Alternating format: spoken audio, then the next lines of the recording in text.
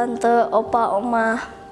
Lewat program Live Deep Talk with Pase ini, kita akan belajar tentang Alkitab lebih dalam lagi dan menggunakan bahasa yang lebih santai. Semua bisa yang mau bertanya dan yang mau untuk dukungan doa bisa ditulis di kolom komentar di bawah ini, baik yang ada di channel YouTube kami ataupun yang dari Facebook.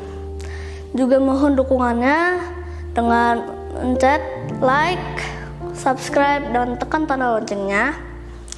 Dan jika ada yang ingin mendukung lebih lewat dana, bisa disampaikan lewat nomor rekening di bawah yang tersedia di kolom deskripsi.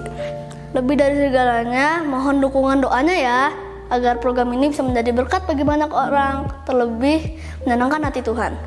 Terima kasih, Tuhan Yesus memberkati semuanya. Shalom semuanya, kembali bersama saya dalam Deep Talk with Pase, dan kita sebelum ngebahas tadarusan, kita menyembah Tuhan terlebih dahulu.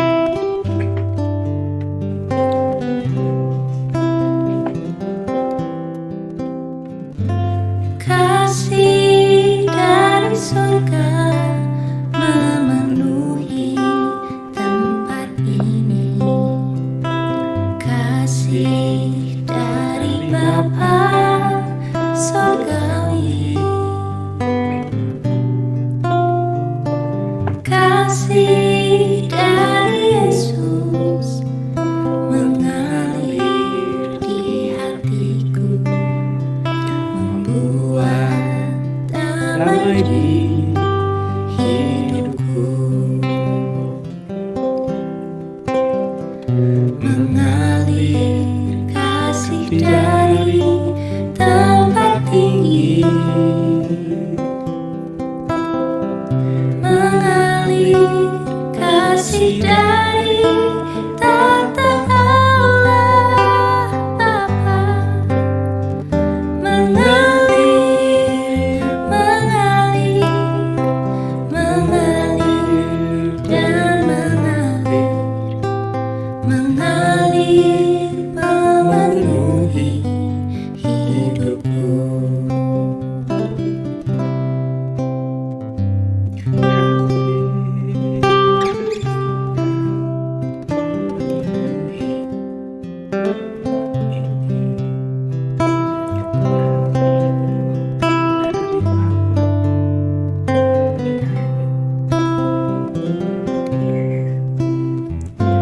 Kasih dari surga memenuhi tempat ini, kasih dari Bapa surgawi, kasih dari Yesus mengalir di hatiku, membuat damai di hidupku, mengalir kasih dari tempat tinggi, mengalir kasih dari tata Allah Bapa, mengalir, mengalir, mengalir dan mengalir, mengalir memenuhi hidupku, mengalir kasih dari tempat tinggi, mengalir kasih dari tata Allah Bapa, mengalir, mengalir, mengalir dan mengalir, mengalir memenuhi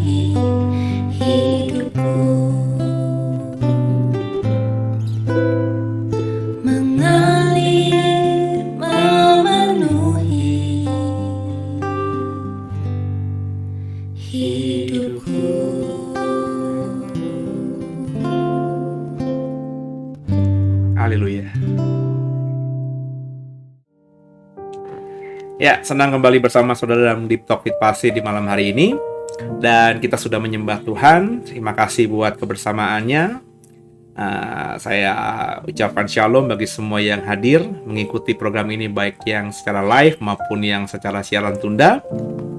Dan saya berharap lewat program ini masing-masing kita semakin mengenal Tuhan lebih sungguh, semakin mengerti bagaimana harus menata diri lebih baik lagi, tentunya sehingga akhirnya membuat sisa hidup kita ini jadi berkat bagi sesama dan di atas segala-galanya menyenangkan hati Tuhan. Jadi Bapak Ibu, sama-sama kita bertumbuh ya. Jadi lewat program ini saya bisa jadi berkat juga buat orang yang jauh di luar komunitas Doe, dan itu saya ucapkan syukur sekali sama Tuhan.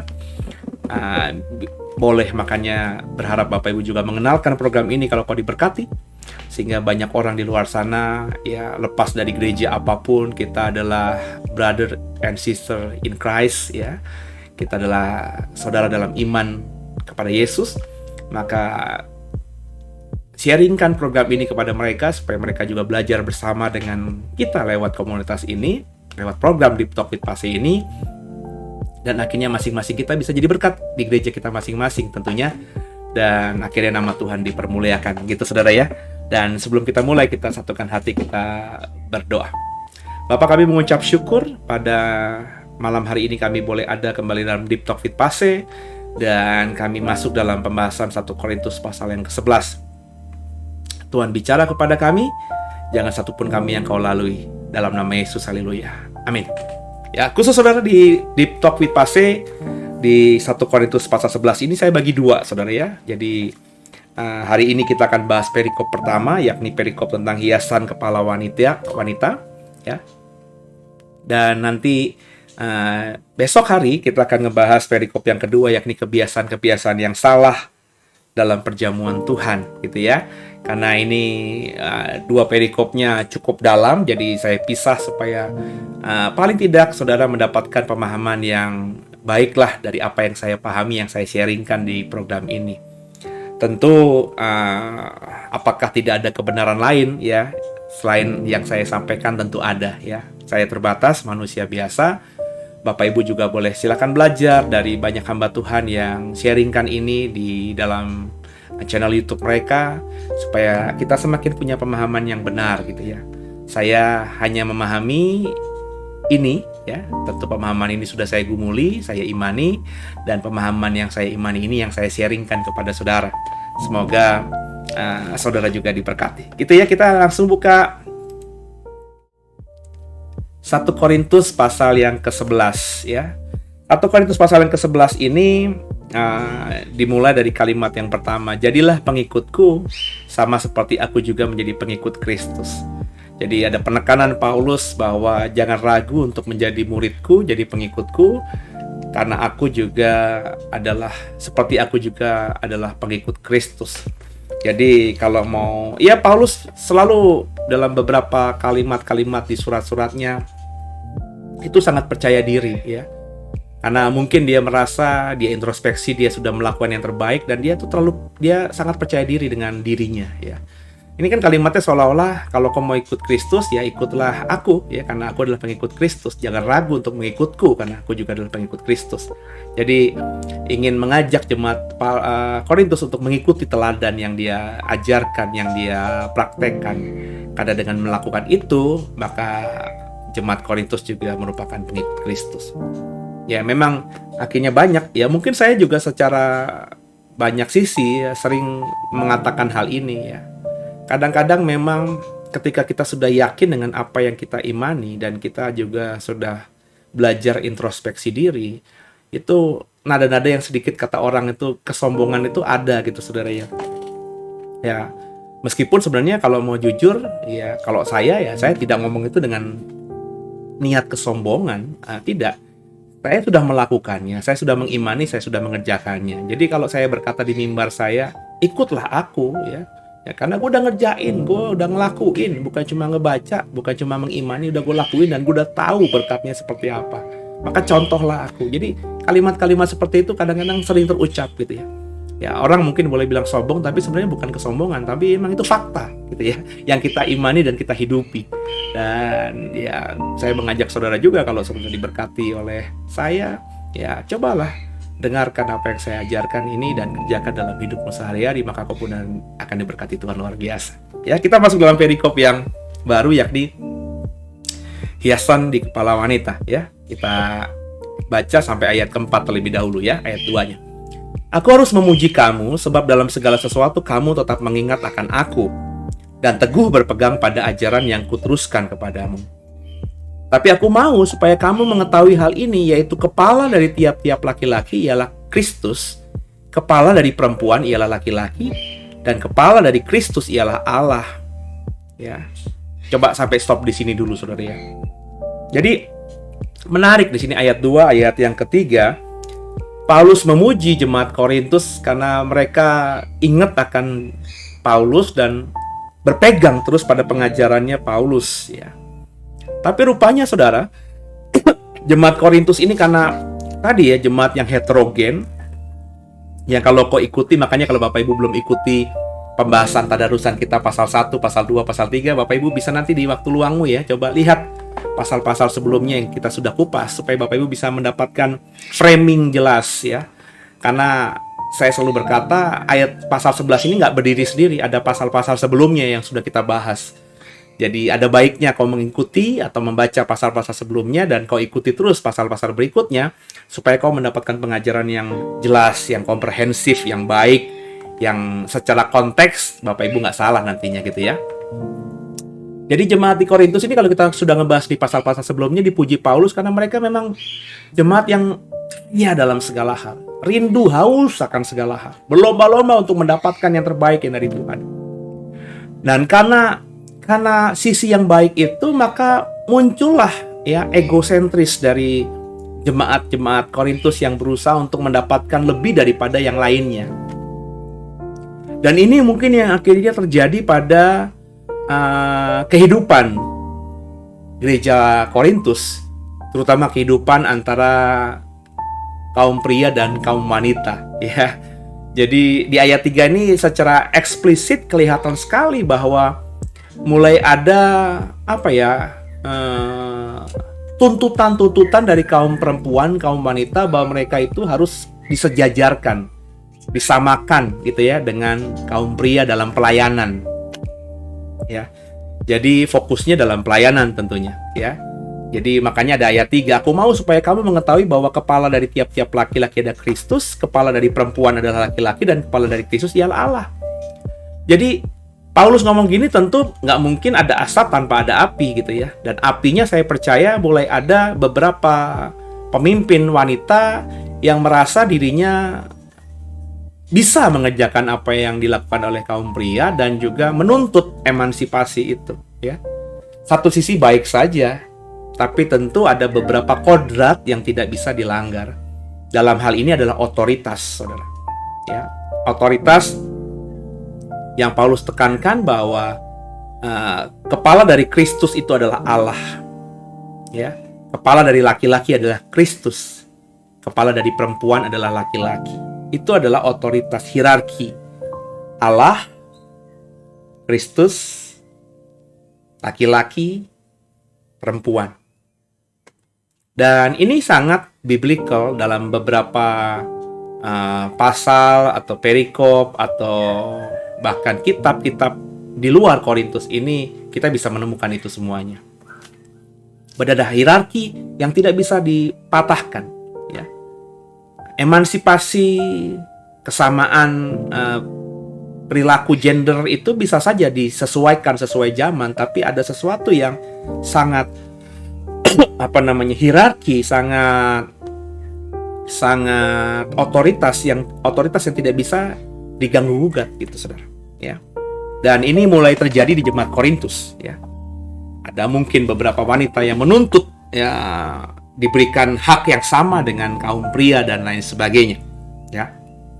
Kita coba untuk lebih mengerti ayat kedua dan ayat ketiga ini, kita naikkan ayat 4-nya ya. Coba kita naikkan ayat 4-nya. Oke, kita naikkan ayat 4, kita baca ayat 4 sampai dengan ayat yang ke 6, saudara ya, bersama saya. tiap-tiap laki-laki yang berdoa atau bernubuat dengan kepala bertudung menghina kepalanya. Tetapi tiap-tiap perempuan yang berdoa atau bernubuat dengan kepala yang tidak bertudung menghina kepalanya, sebab ia sama dengan perempuan yang dicukur rambutnya. Sebab jika perempuan tidak mau menudungi kepalanya, maka haruslah ia juga menggunting rambutnya. Tapi jika bagi perempuan adalah penghinaan bahwa rambutnya digunting atau dicukur, maka haruslah ia menudungi kepalanya. Ini ayat-ayat yang dalam tahun berapa ya, 80-an kali atau 90-an awal ada sebuah gereja atau beberapa gereja yang menekankan hal ini, di mana akhirnya saya mengamati, saya melihat bahwa perempuan-perempuan yang beribadah di gereja itu memakai kerudung, saudara. Tidak salah sih memakai kerudung, saudara, ya. Nggak ada yang salah dengan hal itu, tapi membuat doktrin bahwa perempuan itu harus berkerudung sesuai dengan Korintus pasal 11 ini, ya bagi saya patut untuk didalami lebih lagi. Saya tidak bilang itu penafsiran yang salah atau pengajaran yang salah, tapi harus didalami lagi. Kenapa? Karena berkali-kali dalam tadarusan kita harus lihat konteks, ya. Bapak Ibu ingat ya, ketika kita ngebahas surat Galatia, ya, kan saya bilang di awal tuh, surat Galatia itu banyak disalahpahami oleh banyak orang Kristen yang menekankan bahwa Paulus itu adalah orang yang mengajarkan yang penting selamat, kalau udah percaya pasti selamat gitu, ya. Pokoknya orang Kristen tuh penuh dengan kasih karunia lah, kurang lebih gitu ya. Nah, kenapa surat Galatia itu penekanannya itu? Karena memang konteks Galatia seperti itu, ya. Konteks Galatia yang memang diributkan ya soal itu, maka Paulus lebih menyurati jemaat Galatia dengan hal-hal seperti itu, bukan dengan hal yang lainnya. Jadi nggak bisa kita membangun sebuah doktrin tentang kasih karunia hanya dari surat Galatia tanpa melihat surat Paulus lainnya atau kitab perjanjian baru lainnya. Sama juga saudara, kita tidak bisa membangun sebuah doktrin atau pengajaran atau membagikan suatu kebenaran tentang perempuan harus berkerudung hanya dari Korintus saja. Ya, karena kalau ini sebuah kebenaran yang hakiki, mestinya itu juga ditekankan di banyak kitab di perjanjian baru. Tapi kan tidak kita temukan. Ini hanya konteks Korintus. Kenapa saya bilang konteks Korintus? Karena memang di Korintus ini kota yang besar, saudara. Dan dalam sejarah di Korintus itu ada sebuah penyembahan atau agama, yakni yang menyembah di kuil Dewi Aphrodite. Aphrodite ini adalah Dewi Cinta, saudara.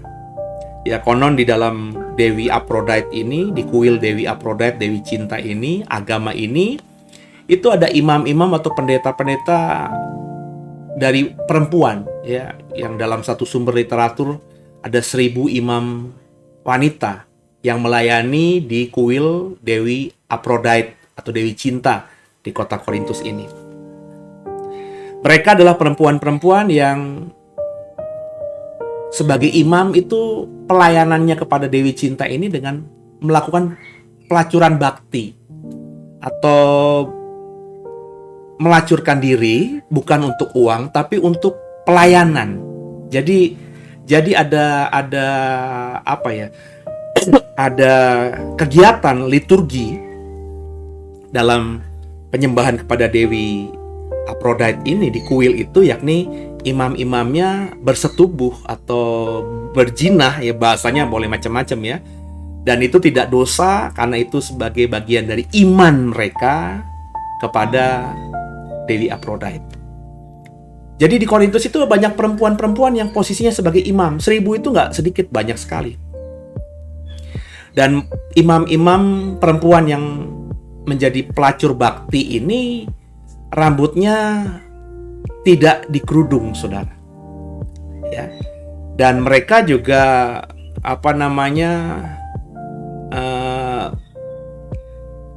kebanyakan mereka juga tidak mempermasalahkan dengan rambut yang dipotong.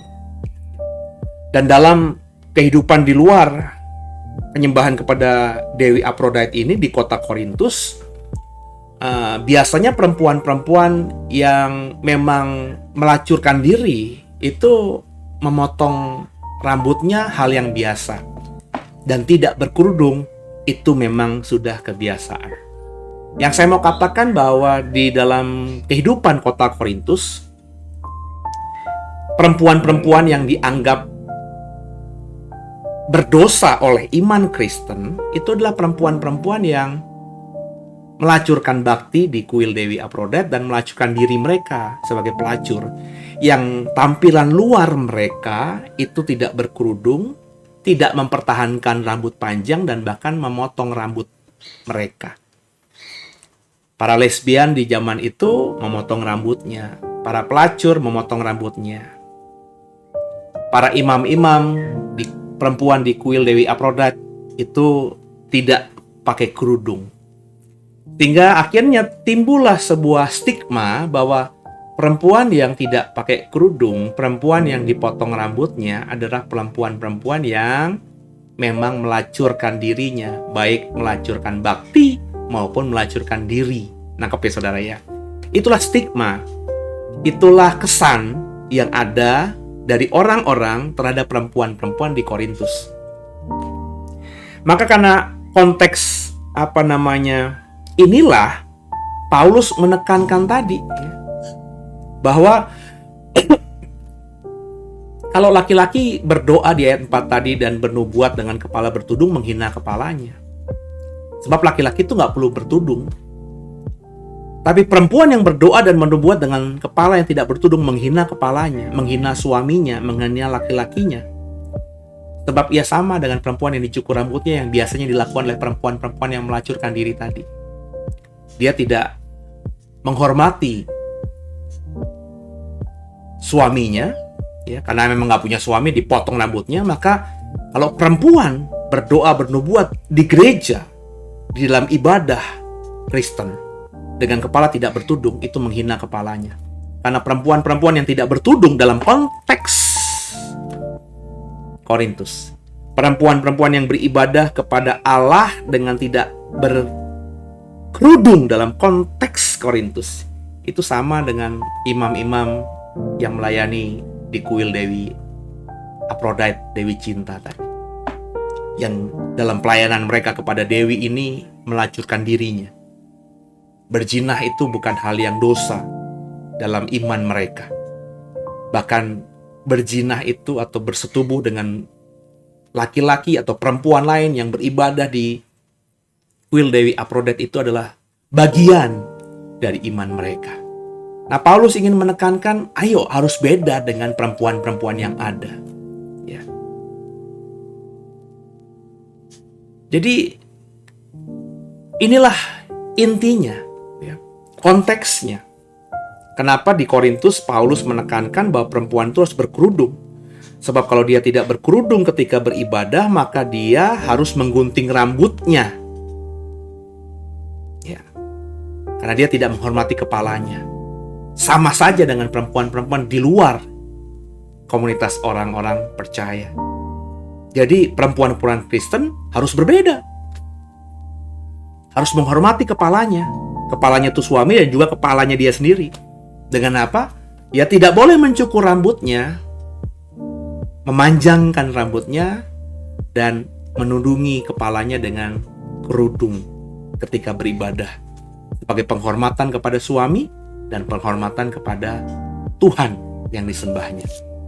Kenapa?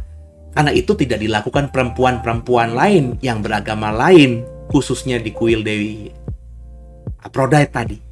Nangkep ya saudara? Supaya kelihatan bedanya mana perempuan Kristen yang lagi beribadah, mana perempuan kafir yang sedang beribadah. Supaya beda perempuan Kristen beribadah kepada siapa dan perempuan kafir beribadah kepada siapa. Jadi supaya ada perbedaan yang secara kasat mata bisa terlihat antara orang atau perempuan beriman dan orang atau perempuan yang tidak beriman. Itulah poin yang mestinya ditangkap ketika kita membaca soal kerudung perempuan di dalam jemaat di Korintus. Ya. Di ayat ke-6 tadi, sebab jika perempuan tidak mau menudungi kepalanya, maka haruslah ia menggunting rambutnya.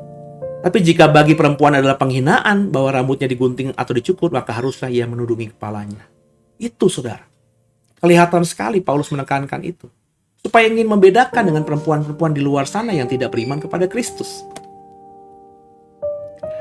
Jadi intinya ya, sikap hormat dalam 1 Korintus 11 ini memang penekanannya sikap hormat, respek kepada Tuhan.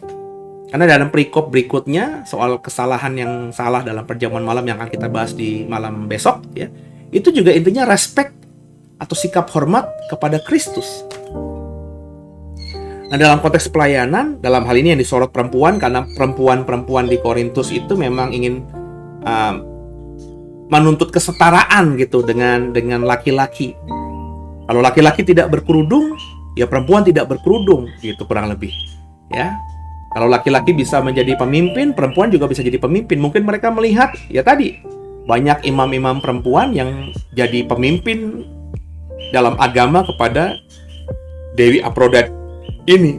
Mereka mungkin melihat hal itu, tapi Paulus berkata nggak begitu. Ya, nggak begitu. Dalam iman Kristen ada hierarki, bahwa kepala perempuan itu adalah suami, suami itu kepalanya adalah Kristus, Kristus kepalanya adalah Allah. Hierarki ini tidak bisa dikompromis begitu, ya. Jadi supaya perempuan Kristen itu menunjukkan, mengekspresikan imannya kepada Tuhan, dia harus menundukkan kepalanya, menghormati suaminya dengan cara tidak dicukur rambutnya dan juga dikerudung kepalanya ketika dia berdoa dan bernubuat. Itu sikap penghormatan kepada Tuhan dan juga penghormatan kepada suaminya, bahwa wanita ini adalah wanita yang berkepribadian Kristen sejati. Kurang lebih begitu, saudara. Dan dalam penerapan di pelayanan bagaimana? Ya, kalau bagi saya dalam penerapan di pelayanan kita harus ya melakukan juga dalam hal tadi, sikap penghormatan kepada Tuhan.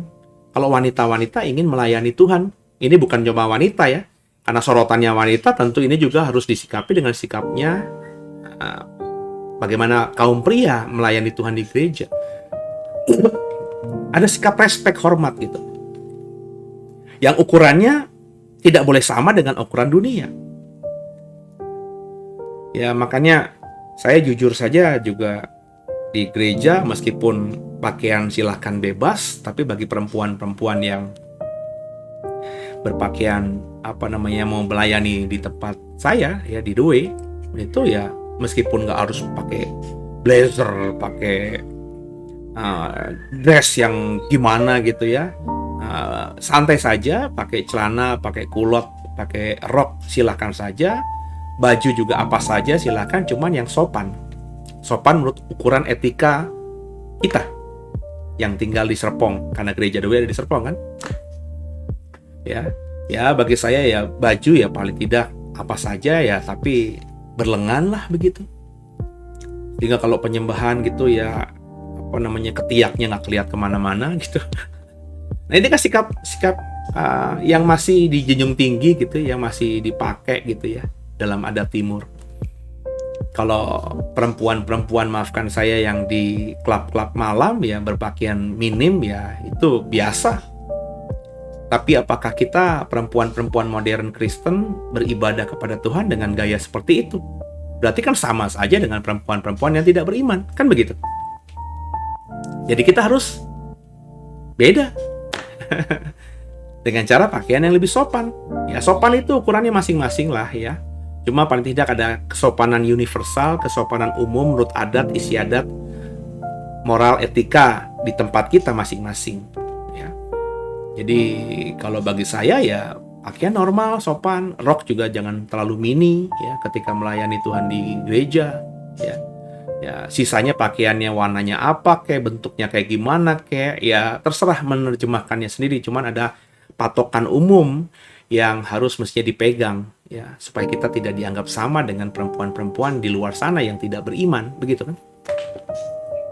Nah, kalau kita tarik misalnya dalam konteks Indonesia ya, yang mayoritas adalah misalnya Muslim gitu ya, saya tidak masuk dalam perdebatan soal mana yang benar dalam hal ini gitu ya, karena itu bukan area kita ya, area saya hanya menjadi berkat bagi orang Kristen ya, yang mau dengar saya, mengajar orang Kristen yang mau dengar saya.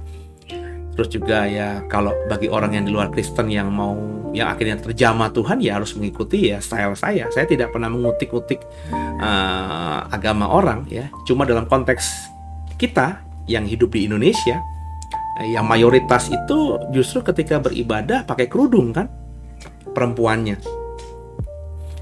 Maka mestinya kalau kita mengerti konteksnya Korintus, bahwa Paulus mengajarkan agar berkerudung kepada perempuan Kristen di Korintus supaya tidak sama. Sebab yang mayoritas di luar sana, perempuan-perempuan yang beribadah kepada kuil Dewi Aphrodite di sana itu tidak berkerudung dan rambutnya dipotong, itu harus beda. Makanya orang Kristen atau perempuan Kristen harus berkerudung. Nah, kalau dalam konteks Indonesia, kalau kita gereja Tuhan mengajarkan perempuan Kristen harus berkerudung, berarti kan kurang lebih sama saja dengan perempuan di luar Kristen sana yang memang ibadahnya ibadahnya berkerudung. Bagi saya, untuk jelasnya ya, untuk menafsirkan dengan sederhana apa yang diajarkan Paulus kepada Korintus, ya perempuan Kristen ya harusnya tidak berkerudung. Ya, kenapa? Karena supaya tidak sama dengan perempuan di luar sana. Intinya ya, bahwa perempuan itu harus tahu dirinya ya. Dalam melayani Tuhan harus sadar dia harus menghormati kalau dia sudah berkeluarga suaminya. Nah, sikap penghormatan kepada suaminya itu ditunjukkan gaya dia beribadah, gaya dia dalam berbusana sehari-hari. Kurang lebih seperti itu. Ya. Ketika melayani Tuhan, ya perempuan bisa dipakai Tuhan jadi apa saja. Tapi kodrat perempuan ya memang seperti itu, bahwa kepala dari perempuan adalah laki-laki. Maka perempuan boleh hebat dalam pekerjaannya, dalam karirnya, tapi ketika dia masuk dalam rumah tangganya, dia harus memposisikan diri sebagai menjadi orang yang punya posisi di bawah suaminya. Otoritas tertinggi di rumah tangganya harus tetap suaminya. Bukan berarti akhirnya suami bisa semena-mena, nggak gitu. Kalau kita mengerti kebenaran firman Tuhan, bahwa suami juga harus menghormati dan mengasihi istri seperti Kristus mengasihi jemaatnya, rela mati buat jemaatnya. Suami harus rela mati buat istrinya. Tapi istri harus tunduk sama suaminya. Dia boleh hebat di luar rumah jadi bos, bisnis woman, karirnya bagus, pemimpin di perusahaannya, pejabat tinggi di pemerintahan. Dia boleh berkarir hebat di luar sana, tapi ketika kembali ke fitrahnya sebagai istri di rumah tangga, dia harus tunduk sama suaminya. Jadi ada sesuatu yang nggak bisa ditabrak, saudara. Ya, ada sesuatu yang nggak bisa dipatahkan. Ya, jadi berdasarkan ayat-ayat yang kita baca di Korintus ini, saya menafsirkan bahwa perempuan Kristen ya kalau mau melayani Tuhan, silahkan melayani apa saja kalau memang diberikan kesempatan, tapi tetap harus dalam kesadaran bahwa nggak bisa memaksakan dirinya untuk setara dengan laki-laki dalam pelayanan secara umum gitu. Karena imam, kepala dalam iman Kristen, baik di gereja maupun juga di dalam rumah tangga, itu adalah laki-laki. Ya, jadi harus dipahami ini ya, dimengerti ini ya. Dan dalam berpakaian juga ditekankan, bukan masalah kerudung apa tidaknya, tapi sikap hormat kita itu ya. Karena kalau kita sudah menjadi istri seseorang, maka tampilan kita ya, itu harus menghormati suami kita ya.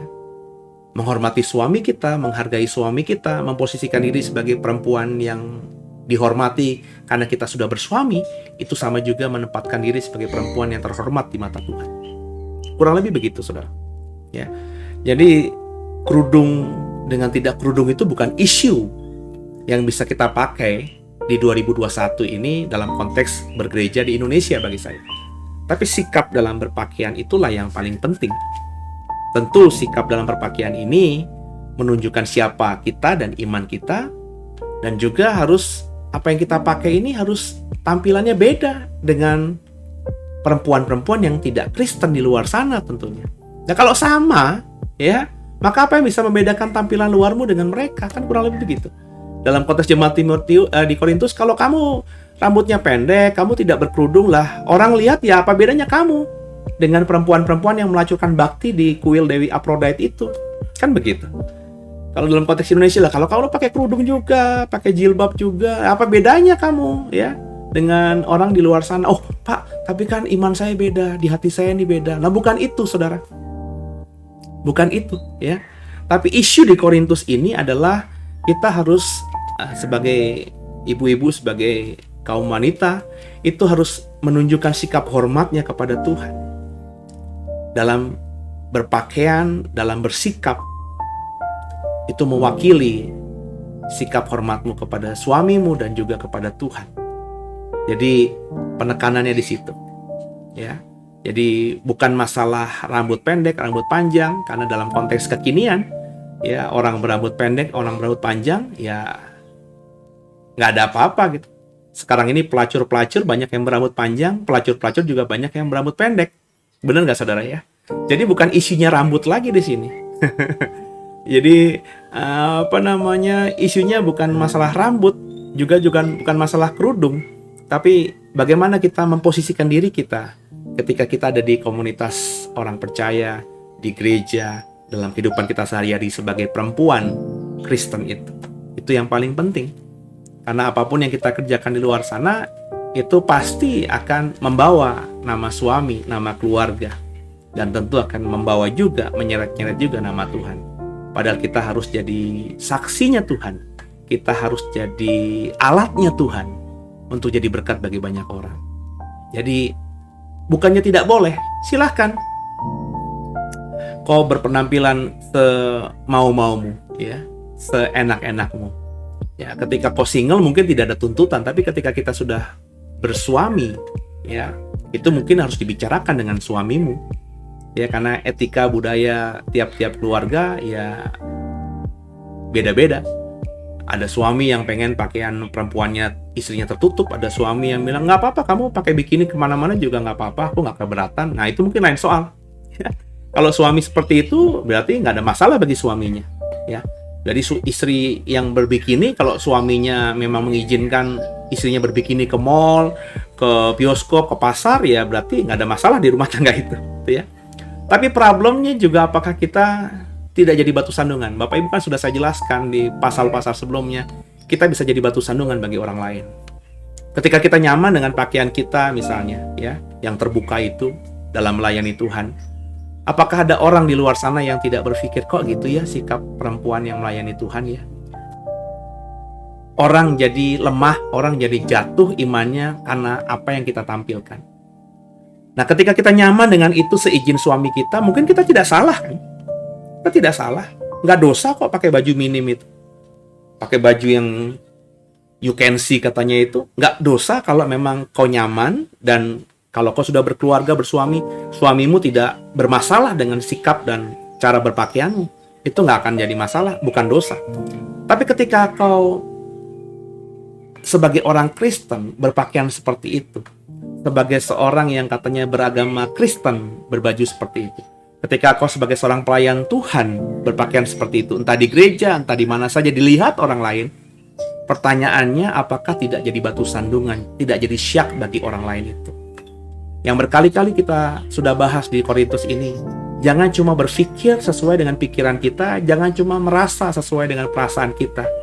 Belajarlah untuk memikirkan pikiran orang lain dan perasaan orang lain ketika kita berbuat sesuatu. Ya.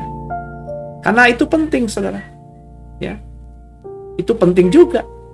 Karena sudah saya katakan dalam khotbah hari Minggu kemarin, bahkan batu sandungan itu menjadi dosa terbesar yang dilakukan oleh orang Kristen, yang dilakukan mungkin secara tidak sadar. Dan bahaya, saudara, kalau itu terus kita ulangi. Jadi, yuk bersama dalam program ini kita belajar untuk menilai diri kita, introspeksi diri, apakah yang kita kerjakan ini itu jadi berkat atau bisa jadi batu sandungan bagi orang lain, gitu, saudara ya. Sekarang kita coba baca ayat yang berikutnya, ya. Ayat yang ke-7, ya. Oke. Coba kita buka ayat yang ke-7, saya lihat dulu. Oke. Ayat 7 dan seterusnya ya. Kita akan coba baca. Sebab laki-laki tidak perlu menudungi kepalanya. Ia menyinarkan gambaran dan kemuliaan Allah, tapi perempuan menyinarkan kemuliaan laki-laki. Jadi laki-laki itu katanya nggak perlu menudungi kepalanya, ya. Karena apa tadi? Ya laki-laki itu menyinarkan gambaran dan kemuliaan Allah. Jadi kalau ditudungi itu maka ya gambar dan kemuliaan Allah akan tidak terpancar, kurang lebih seperti itu kan. Jadi ya silahkan ya Pak, laki-laki berpenampilan ya seperti halnya laki-laki. Jadi dalam konteks Korintus, laki-laki yang berkerudung itu malah tidak baik. Dalam konteks Korintus ya. Jadi bukan berarti laki-laki tidak boleh berkerudung. Ya kalau memang di tempat yang lain ya, karena alam, karena cuaca, maka laki-laki harus berkerudung ya silahkan saja. Tapi dalam konteks Korintus sekali lagi, ini kan konteksnya konteks Korintus, nggak bisa kita tarik 100% langsung dalam kita terapkan dalam kehidupan kita yang budaya dan juga sosialnya berbeda dengan apa yang terjadi di Korintus. Jadi apa namanya, laki-laki jangan pakai kerudung karena dia sudah menyinarkan gambaran kemuliaan Allah, tapi perempuan menyinarkan kemuliaan laki-laki. Sebab laki-laki tidak berasal dari perempuan, tapi perempuan berasal dari laki-laki. Dan laki-laki tidak diciptakan karena perempuan, tapi perempuan diciptakan karena laki-laki. ini tentu ini fakta ya. Laki-laki tidak berasal dari perempuan, perempuan berasal dari laki-laki. Laki-laki tidak diciptakan karena perempuan, tapi perempuan diciptakan karena laki-laki. Hawa diciptakan untuk laki-laki, untuk Adam, gitu ya. Adam tidak berasal dari perempuan, tapi perempuan berasal dari laki-laki, kan kurang lebih begitu ya. Ayat 10. Sebab itu perempuan harus memakai tanda wibawa di kepalanya oleh karena malaikat. Namun demikian dalam Tuhan tidak ada perempuan tanpa laki-laki dan tidak ada laki-laki tanpa perempuan. Kita naikin ya, ayat 12-nya. Oke. Semoga pas. Ini saya manual, saudara. Ya, ayat 12-nya. Sebab sama seperti perempuan berasal dari laki-laki, demikian pula laki-laki dilahirkan oleh perempuan. Dan segala sesuatu berasal dari Allah. Jadi Paulus ingin mengatakan bahwa ya meskipun perempuan itu diciptakan karena laki-laki, ya perempuan itu berasal dari laki-laki, dari tulang rusuk laki-laki maksudnya kan. Adam kan diciptakan, Hawa kan diciptakan dari tulang rusuk laki-laki gitu kan ya. Tapi tetap saja ya nggak bisa laki-laki jadi superior gitu, ya jadi apa namanya semena-mena terhadap perempuan. Karena di ayat yang ke-12, sebab sama seperti perempuan berasal dari laki-laki, dari tulang rusuk laki-laki, demikian pula laki-laki dilahirkan oleh perempuan. Dan segala sesuatu berasal dari Allah. Jadi poinnya tuh semua berasal dari Allah. Ya. Jadi emansipasi atau perempuan diperlakukan sama dengan laki-laki dalam aktivitas, dalam pekerjaan, dalam banyak hal, kewajiban dan haknya itu bisa disamakan, silahkan. Ya. Tapi ada area tertentu yang saya bilang tadi ketika dalam konteks sudah berumah tangga yang harus disikapi. Ya. Makanya perempuan yang punya karir bagus itu dan laki-laki yang mau menikahi perempuan dengan karir bagus ini harus benar-benar dalam konseling pernikahan yang bagus supaya sadar bahwa meskipun calon istri kita itu punya karir bagus, kita harus ingatkan dia dalam pernikahan Kristen ketika dia masuk ke rumahnya, maka dia harus tinggalkan kehebatan dia sebagai seorang pemimpin hebat di luar sana dan harus memposisikan diri sebagai istri yang tunduk sama suaminya. Gitu saudara ya. Jadi kalau ini dikerjakan maka kehidupan rumah tangga akan terus dalam rumah tangga yang sakinah, mawadah, warahmah, keluarga yang diberkati Tuhan itu saudara ya. Jadi itu poinnya ya, ayat 13. Pertimbangkanlah sendiri. Patutkah perempuan berdoa kepada Allah dengan kepala tidak bertudung? Bukankah alam sendiri menyatakan kepadamu bahwa adalah kehinaan bagi laki-laki jika ia berambut panjang? Tetapi bahwa adalah kehormatan bagi perempuan jika ia berambut panjang.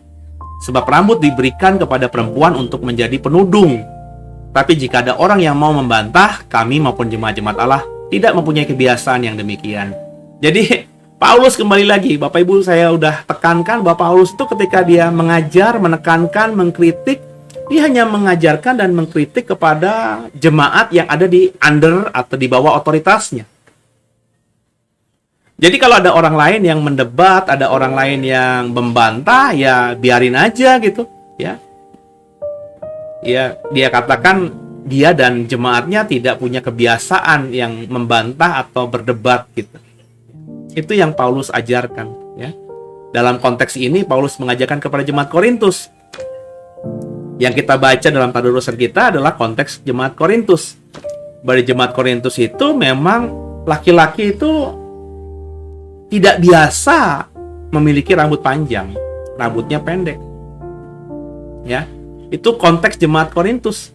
Apakah ada laki-laki yang berambut panjang? Di tempat lain ada dalam budaya tertentu. Bahkan dalam gambaran lukisan Tuhan Yesus itu selalu dikatakan dia berambut panjang, ya. Berarti dalam konteks misalnya di Palestina, di wilayah Tuhan Yesus hidup saat itu pria berambut panjang tidak masalah. Tapi dalam konteks Korintus, Bapak Ibu harus tahu Korintus sama Palestina itu dengan Nazaret, dengan Yerusalem itu jauh di utara. Ya. Di dalam konteks jemaat Korintus itu tidak lazim ya laki-laki itu berambut panjang. Yang berambut panjang itu perempuan. Itu lazimnya, ya. Nah, dan perempuan itu memelihara rambutnya, ya. Dengan sungguh rambutnya itu adalah mahkotanya gitu ya. Tapi di Korintus juga ada perempuan-perempuan yang rambutnya dipotong. Dan ada banyak perempuan, mau rambutnya panjang atau rambutnya dipotong itu, ternyata menjadi imam-imam di kuil Dewi Aphrodite, yang dalam pelayanannya kepada Dewi Aphrodite ini mereka melacurkan bakti. Jadi melacurkan diri bukan untuk berzina, berdosa, tapi untuk melayani, berbuat baik kepada dewinya dengan cara memberikan tubuhnya untuk dipuaskan seksualnya atau memberikan kepuasan seksual kepada baik laki-laki maupun perempuan, ya, karena di dalam konteks Korintus itu lesbianisme juga sangat kuat yang datang untuk beribadah kepada Dewi Aphrodite di kuil tersebut. Mereka semuanya tidak bertudung. Makanya Paulus concern pada jemaat Kristen di Korintus supaya kamu nggak samalah dengan mereka pakai tudung dan tidak boleh potong rambut, karena perempuan di luar sana yang banyak di sana yang seperti mau jadi laki-laki itu dipotong rambutnya. Kamu nggak boleh. Kamu harus pelihara rambutmu, dan ketika berdoa dan bernubuat di dalam rumah ibadat atau dalam pertemuan ibadah, kamu harus berkerudung sebagai sikap hormatmu kepada suamimu dan juga kepada Tuhan. Kurang lebih begitu. Ya. Jadi kita lihat ini konteksnya Korintus. Konteks di Indonesia, terutama di Serpong, saya tidak lihat ada hal-hal seperti itu. Justru kalau ada orang Kristen jemaat kami atau bukan jemaat kami yang datang ke gereja, perempuan yang berkerudung, saya heran gitu ya. Oh, mungkin belum bertobat, mau belajar ya. Karena dalam perspektif saya, perempuan yang berkerudung tentu perempuan dengan iman lain gitu, saudara ya. Bukan masalah salah apa tidaknya, tapi dalam perspektif saya, stigma saya, perempuan yang berkerudung adalah perempuan yang beriman lain, bukan beriman Kristen. Maka kalau itu ya saya terapkan perempuan Kristen harus berkerudung, maka ya sama saja dengan perempuan-perempuan lain di luar Kristen. Maka di The Way khususnya saya tidak menganjurkan itu perempuan berkerudung. Ya. Bukan berarti saya tidak boleh mereka berkerudung. Contohnya mestinya kalau kita kemarin ke Timur Tengah gitu ya, kita ke Israel, Bapak Ibu ada kesempatan untuk berjalan ke wilayah yang diperkirakan dulunya adalah Bait Allah, yang sekarang adalah Dome of the Rock atau Masjid Al-Aqsa itu, Masjid Kubah Emas itu, ya, kita diwajibkan untuk berkerudung. Ya, saya nggak masalah dengan saat itu istri saya yang harus berkerudung, mertua saya, ibu kandung saya, dan semua peserta perempuan yang berkerudung, karena harus masuk ke tempat yang berkerudung. Tapi ketika habis dari situ, ya kita kembali ke bis, terus kita beribadah di gereja-gereja lain, ya lepaskan kerudung itu, gitu loh, ya. Karena bukan konteksnya, ya. Kita pakai kerudung hanya untuk menghormati, karena kita memasuki wilayah tertentu yang mewajibkan kita harus berkerudung. Ya, misalnya Bapak Ibu gitu ya, mau misalnya pengen tahu lah Imogiri kayak gimana. Saya belum pernah dan saya tidak kepengen sih, ya. Tapi yang saya tahu kalau kita mau ke Imogiri, yakni makam raja-raja Jawa yang ada di Jawa Tengah sana, Maka kita harus berpakaian ya pakaian Jawa, perempuan pakai kemben begitu ya. Laki-lakinya pakai beskap gitu ya, dan pakai apa namanya juga kain jarik gitu ya. Ya kalau memang Bapak Ibu mau naik ke Imogiri di situ ya harus ngikutin adat di sana dengan memakai seperti itu. Salah ya Pak? Bukan masalah salah ya, karena emang itu aturannya harus diikuti.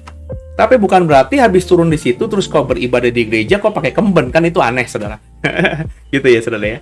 Ya, jadi ada beberapa hal tertentu kalau Bapak Ibu ke Bali ya, juga kan ada wilayah-wilayah tertentu di mana kita harus menggunakan apa ya, sesuatu yang diwajibkan di tempat itu. Ya, bukan masalah salah apa tidaknya, tapi itu ya menghormati saja. Tapi lepas dari itu ya kita tidak gunakan lagi. Jadi dalam konteks kerudung perempuan di Korintus itu konteksnya Korintus. Ya kalau ada pemimpin gereja hari-hari ini masih memakai ayat ini dan mengajarkan bahwa perempuan ini berkerudung dan apa yang diajarkan di Korintus itu adalah ketetapan firman Tuhan, ya. Itu adalah kebenaran. Dia tidak melihat konteks di Korintus tapi menganggap itu sebagai kebenaran dan dia ajarkan di gerejanya, diterapkan di gerejanya. Kalau bagi saya silakan aja. Silahkan aja, ya. Saya tidak punya kebiasaan seperti Paulus tidak punya kebiasaan dengan jemaatnya untuk berbantah-bantahan, berdebat-debat soal hal itu. Silakan saja dikerjakan. Ya, tapi jangan juga menekankan ya bahwa itulah kebenaran yang paling benar. Terus dia menjelek-jelekan pemahaman iman gereja lain yang tidak mewajibkan perempuan yang berkerudung misalnya, atau misalnya bahkan secara terbuka menyerang gereja-gereja lain yang perempuannya tidak berkerudung di gereja misalnya. Nah, itu sesuatu yang bagi saya juga kebablasan. Hari ini kita belajar tadarusan. Ya, yang mengajar ini saya punya pemahaman seperti ini yang saya bagikan kepada saudara yang mengikuti program ini. Andai kata habis dengar ini saudara tidak sepakat dengan saya, ya silahkan. Andai kata habis dengar ini saudara tidak mau lagi dengerin saya, ya silahkan. Itu kan pilihan masing-masing, gitu ya. Tapi ya nggak usah kita berdebat, nggak usah kita kayaknya ribut-ribut mempertahankan pemahaman kita. Kalau saya membagikan ini kan di channel saya gitu ya. Saya bagikan apa yang saya imani, apa yang saya percayai. Saya mengajar bagi semua orang yang saya mau ajar, kan itu prinsipnya. Saudara juga datang ke tempat ini, ke channel ini kan tidak dipaksa. Ada ya yang memang sudah mengikuti dan suka dengan gaya saya dalam mengajar, diberkati lewat pelayanan The Warriors. Ada juga yang baru nyambung begitu. Dan ketika Bapak Ibu misalnya baru mengikuti hal-hal ini tidak sepakat dengan isi hatimu, ya silahkan. Besok-besok nggak lagi join pun saya nggak apa-apa, aku rapopo gitu ya. Jadi silahkan ya mengimani atau memahami Alkitab, menafsirkan Alkitab ya seperti yang Bapak Ibu mau tafsirkan. Tapi kalau Bapak Ibu mau dengar saya ya menafsirkan Alkitab itu ada ilmunya, ada teorinya ya. Jadi penting memang meminta iluminasi atau pencerahan Roh Kudus itu supaya Alkitab bisa kita baca dengan terang benderang dengan pertolongan Roh Kudus. Tapi selain itu juga penting kita untuk mempelajari teorinya, bahwa dalam ilmu tafsir Alkitab itu harus memperhatikan konteks. Ada konteks dekatnya. Nah, ini kita baca di surat 1 Korintus pasal 11, maka konteks dekatnya ya konteks Korintus. Kita harus mempelajari Korintus itu apa, kota yang bagaimana, ada apa di sana. Seperti saya tadi bahas dengan singkat, saya mempelajari di Korintus ternyata ada penyembahan kepada Dewi Aphrodite. Kuil Dewi Aphrodite di Korintus itu kuil yang besar. Imam perempuannya itu ada 1000 orang yang semuanya melacurkan bakti. Perempuan-perempuan imam-imamnya kuil Dewi Aphrodite ini tidak berkerudung, rambutnya ada yang dipotong. Makanya ketika ada kekristenan mulai bertumbuh, nah perempuan-perempuan Kristen yang mau menjadi pemimpin diingatkan Paulus, hati-hati. Kamu nggak sama seperti perempuan-perempuan yang jadi pemimpin di kuil Dewi Aphrodite. Ya, kamu adalah perempuan Kristen. Kepala kamu adalah suamimu. Kepala laki-laki suamimu adalah Kristus. Ya. Jadi kalau kamu mau beribadah, terlebih lagi mau berdoa dan bernubuat, supaya kamu nggak sama dengan perempuan-perempuan yang melayani di kuil Dewi Aphrodite itu, kamu harus berkerudung. Sebab rambutmu itu adalah diberikan olehmu sebagai kehormatan sebagai seorang perempuan. Maka jangan dipotong rambutmu. Ya, kalau kamu memang mau dipotong, ya sudah, lepas kerudungmu dan jangan beribadah kepada Tuhan. Itu kan yang ditekankan Paulus di dalam 1 Korintus 11 ini. Jadi kalau kamu mau beriman dengan benar, harus tahu posisimu. Ya, memang khusus pada pasal 11 ini ngomongin soal perempuan kan, kerudung perempuan, penekanannya pada perempuan. Maka ya perempuan-perempuan harus membedakan dirinya, harus sadar posisinya. Harus sadar apa yang dia gunakan, dia pakai. Ya. Jangan sama seperti kacamata orang-orang melihat perempuan di luar Kristen. Harus berbeda lah. Karena kau harus menghormati suamimu. Kalau andai kata suamimu gak keberatan dengan dirimu, ya, dengan pakaianmu, dengan cara busanamu, paling tidak juga pikirkan apakah itu jadi berkat buat saudaramu yang lainnya. Apakah tidak menjadi batu sandungan bagi saudaramu yang lainnya. Kalau jadi batu sandungan, Paulus pernah mengatakan dalam pasal yang sebelumnya, kalau gara-gara daging aku akan melukai perasaan saudaraku. Kalau gara-gara daging aku jadi batu sandungan buat saudara seimanku, maka selama-lamanya aku tidak akan makan daging lagi. Ada pengorbanan di sini, ya. Bagaimana Paulus mengajarkan dalam pasal-pasal sebelumnya sampai ke pasal 11 ini, bahwa kita harus memikirkan juga orang lain. Kita tidak hidup sendirian di tempat ini. Ingat loh, ya, sebagai orang Kristen kita tidak lagi merdeka dalam artian kita bebas semaunya sendiri. Hidupmu sudah dibeli dengan harga yang mahal, bukan dengan emas dan perak, tapi oleh darah Yesus. Tubuhmu dan hidupmu sudah milik Kristus. Maka berikan yang terbaik kepada Tuhan.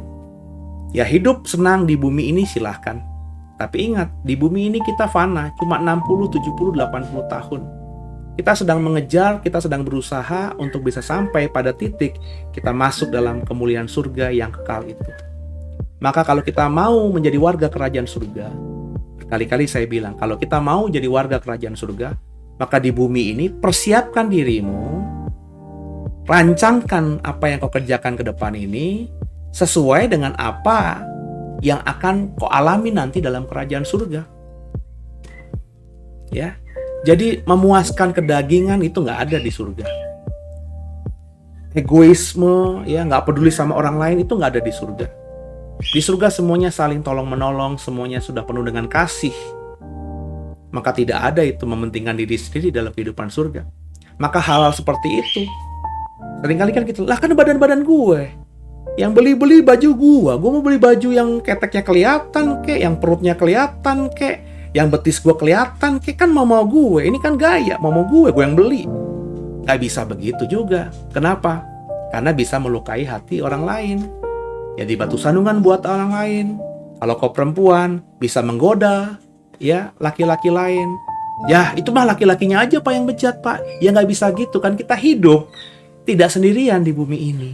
Ya laki-lakinya itu juga yang harus kita doakan juga. Ya kalau dia gampang tergoda dengan melihat perempuan-perempuan seperti itu, maka ada yang nggak benar juga di laki-laki itu. Iya, memang iya. Tapi kan sebelum kita nunjuk orang lain, 4 jari ke kita. Nah, kita dulu harus introspeksi diri. Maka semoga dipahami ini, ya.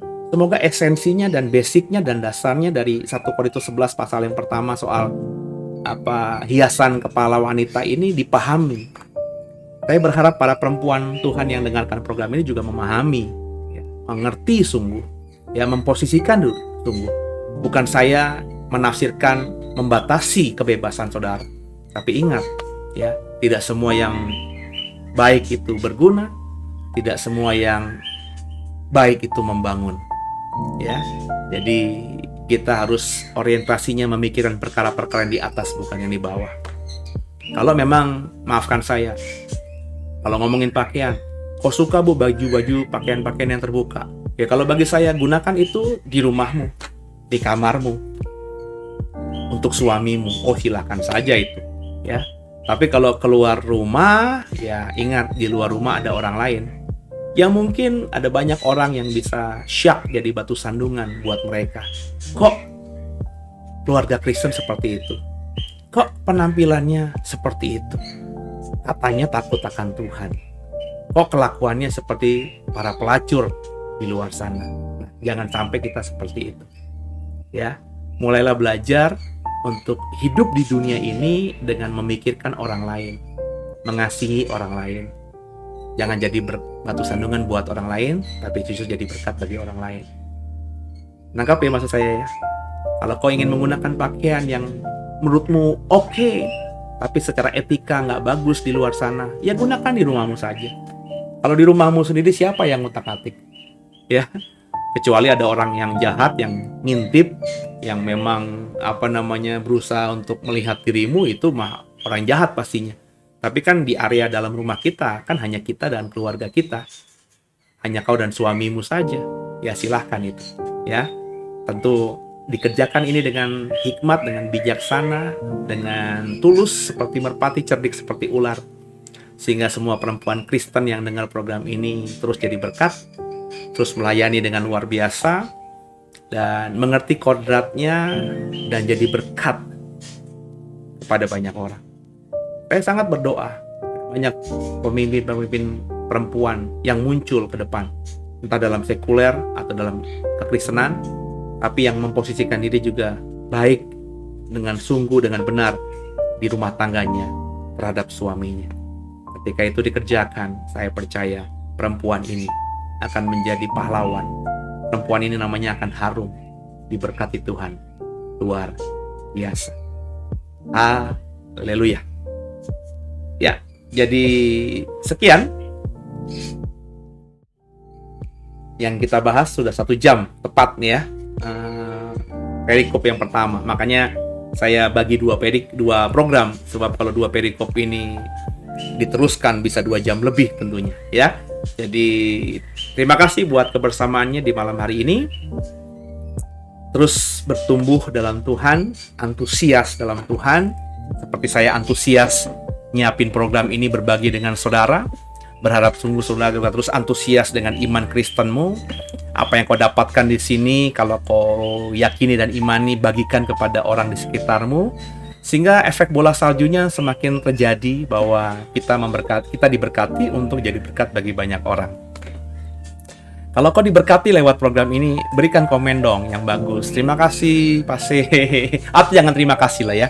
Paling nggak saya diberkati gitu ya. Karena kalau saudara memberikan ucapan terima kasih kepada saya atas berkat yang saya bagikan lewat program ini, ya saya nggak dapat berkat nanti karena upahnya udah cukup. Jadi jangan terima kasih lah ya. Di The Way sudah saya haramkan saling mengucap terima kasih gitu ya. Tapi paling tidak berikan respect, berikan tanda lah bahwa saudara itu diberkati dengan kasih komen. Terima kasih lagi. Diberkati banget ya. Maju terus Pase gitu dong ya. Dan luar biasa firman-Nya mengubah hidup saya, misalnya begitu ya, kalau begitu. Tapi berikan komen yang baik lah gitu ya. Berikan masukan juga. Kalau ada kritik silahkan lah ya. Kritik membangun tentunya pasti akan saya dengar ya. Dan kalau memang ada masalah yang perlu diperdalam dengan pribadi dengan saya gitu ya, ada sesuatu yang ingin ditanyakan, silahkan coba menghubungi nomor WhatsApp yang ada gitu ya. Nanti bisa berinteraksi dengan saya. Kalau Bapak Ibu punya Telegram juga, kita sudah bikin grup di Telegram, The Warriors ya. Bapak Ibu bisa cari, atau nanti bisa saya add kalau Bapak Ibu minta saya untuk saya add di dalam grup itu. Nanti di situ kita bisa berinteraksi dan akhirnya saling memberkati.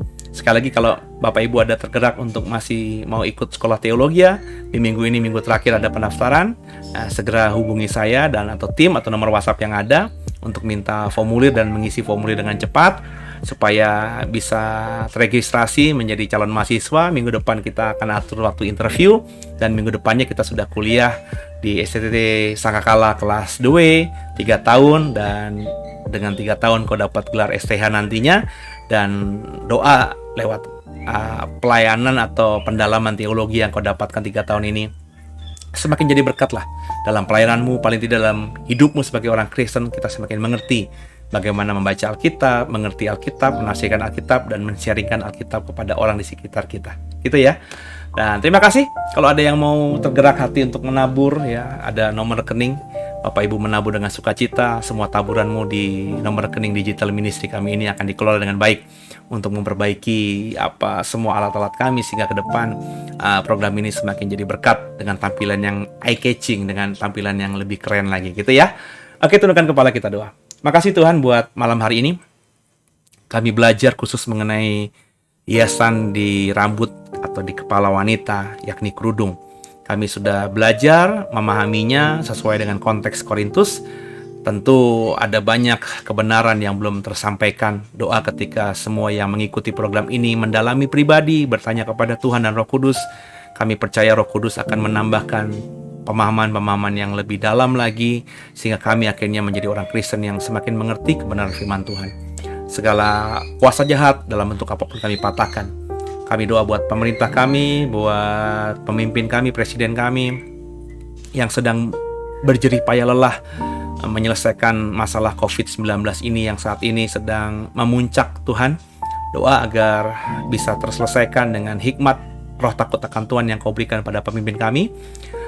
Target 1 hari 1 juta vaksin bisa tercapai, sehingga benar-benar sebagian besar masyarakat Indonesia di tahun ini sebelum akhir tahun berjalan itu sudah tervaksin, sehingga masalah pandemi COVID-19 ini bisa teredam lah, ya, menjadi lebih stabil dan terkendali. Tuhan, kalau ada di antara kami yang sakit COVID-19, Tuhan tolong sembuhkan, jamah, berikan mujizat-Mu dalam nama Yesus.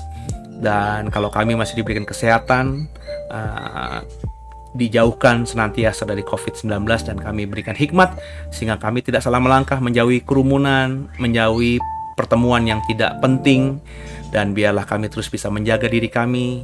Kalau kami mengasihi orang lain, kami harus menjaga diri kami dengan sungguh, supaya lewat hidup kami bukan penyakit yang kami tularkan, tapi transfer berkat yang kami berikan kepada mereka. Malam hari ini Yesus Kristus adalah Tuhan Juru Selamat kami yang hidup. Dan malam hari ini kembali kami ikrarkan, kami persembahkan tubuh, jiwa, roh kami hanya kepada Yesus. Kaulah yang empunya hidup dan tubuh kami. Haleluya. Amin. Selamat malam semuanya.